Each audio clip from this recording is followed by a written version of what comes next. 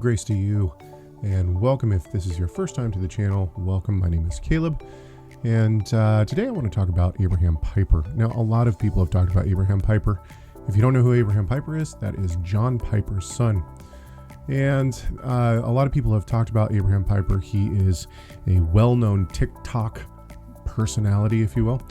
I don't have TikTok because I'm over the age of 40, and apparently it's out of my age range. But nonetheless, Abraham Piper has done very well on TikTok. He has almost 1 million followers, if not over 1 million followers at this point.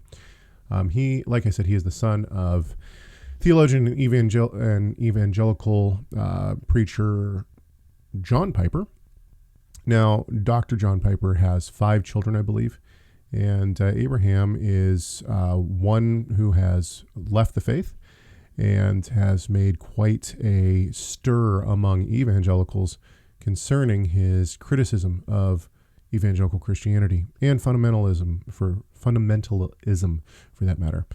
So in most videos where people look at Abraham Piper, what they do is they play something that Abraham Piper said, and then they respond to it. So, for instance, Doug Wilson has done several great videos responding to Abraham Piper, and you can find his videos on the Canon Press YouTube channel, and he has a whole series that just looks at Abraham Piper's TikTok videos. For those who are going to jump onto TikTok and take a look at Abraham Piper, just know that he does use profanity, and also bashing evangelicalism is not his only hobby on TikTok. In fact, I kind of went down the TikTok rabbit hole today looking at Abraham's page. I noticed that there's actually quite a few different videos that he has about all sorts of different subjects. And so, although obviously evangelicalism and fundamentalism is things that he does focus on from time to time. Okay, so Abraham has said in the past, I don't attack Christianity. He says, I berate evangelicalism and fundamentalism. He says that evangelicalism is a destructive, narrow-minded worldview. And he says it is a toddler tradition that cousins with Catholicism and Eastern Orthodoxy and the snot-nosed little sibling of mainline Protestant denominations. He says it's bizarre, anti-intellectual BS. I'm shortening that word for you. So all of that to say, what most people do is they look at certain things that Piper says, and then they respond and show why they think he's wrong. I think that there are 2 issues that people really haven't touched on in videos about Abraham Piper and the work that he's doing on TikTok. Piper is an entrepreneur. He's actually made several different companies and has done very well. Apparently, from what I've read, he's a multimillionaire, and because of his blog and other things that he's done. And so he's taken after his father in the idea of just being able to speak well to people and to organize and to probably lead people. So with all of that said, what are the 2 things I want to talk about? Well, the 2 things I want to talk about in regard to Abraham Piper is, number one, this should show us and teach us that just because a person is a man of God, like John Piper is, and loves the Lord, that does not necessarily mean that his children will do the same. Now, it should quickly be noted that Barnabas Piper is actually a pastor. That's one of John's other sons. So Barnabas is a pastor and has written some books and whatnot. So it's basically, we can see that the Lord's sovereignty is not a given. In other words, it's his. I shouldn't say that. Let me rephrase that. God's choosing is not a given. In other words, just because John Piper is a great theologian does not necessarily mean that his children will be the same. And I think that this, actually, Barnabas has talked about this in his book on being a pastor's kid. A lot of pressure is put onto pastor kids to grow up with the same faith. And I think a lot of pastors try to shelter their family from the onslaught of their kids messing up. And this ultimately can be a problem, I think.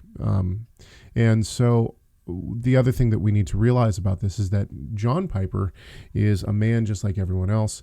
And I think that a lot of the time theologians and or pastors are put onto a pedestal where it's just believed that because they love the Lord and because they're teaching other people that they don't have downfalls in certain ways. I don't know John's personal life, Dr. Piper's personal life. I don't know what he was like as a father.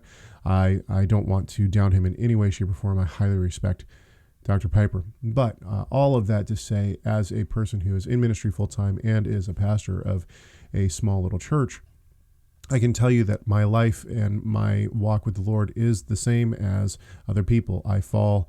I have struggles in parenting, and I just like everyone else, right? So I can only imagine that the same goes for other people that are in ministry as well, including Dr. Piper. And so I think that we just need to remember, all of us need to remember, that the people that are around us are, whether you're a pastor or not, your co-pastors, your congregants, if you're a congregant and not in ministry, the people that you look up to, we all have lives that are fairly normal in the sense that we all face struggles and challenges. And so I think that we see a little bit of this in John Piper and Abraham Piper.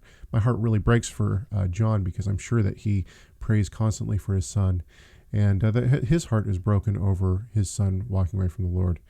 And this kind of leads me to my second point.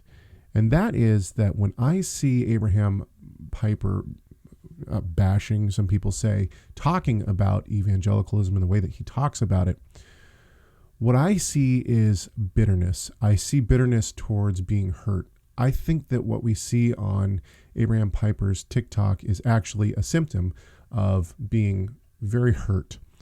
And I'm not blaming anybody for that. That's not necessarily John Piper's fault. That's not necessarily Bethlehem Baptist's fault. Although there may be, some of that may play into it and probably does play into it. Abraham Piper was excommunicated from his church when he was 19 years old. Now, I'm actually not opposed to that. I think that if a person is old enough to be baptized, that they should be old enough then to be excommunicated if they're not going to walk according to the faith.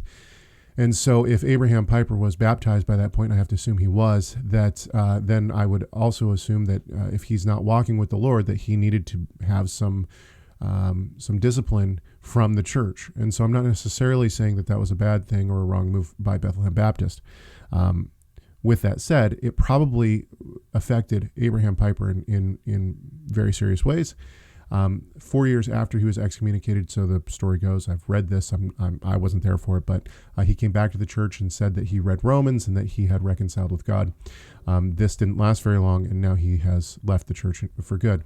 When I say bitterness has played into this, what I mean by that is I don't necessarily think that Abraham Piper is telling a lie here. In other words, his rejection of God is probably true. I don't know if he claims to be an agnostic or an atheist, but if he says there's no God, he probably has convinced himself that there is no God. And so what he says is genuine, I would think, in his own mind.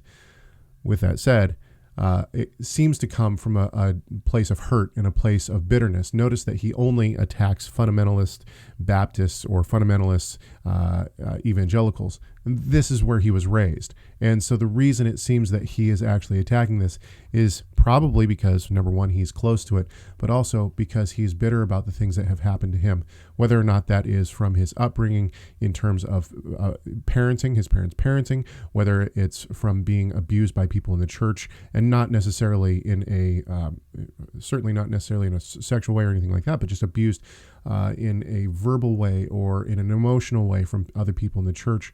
Maybe it was, there's lots of reasons that a person can find bitterness. What I see in all of this is that we can learn some very important lessons from Abraham Piper.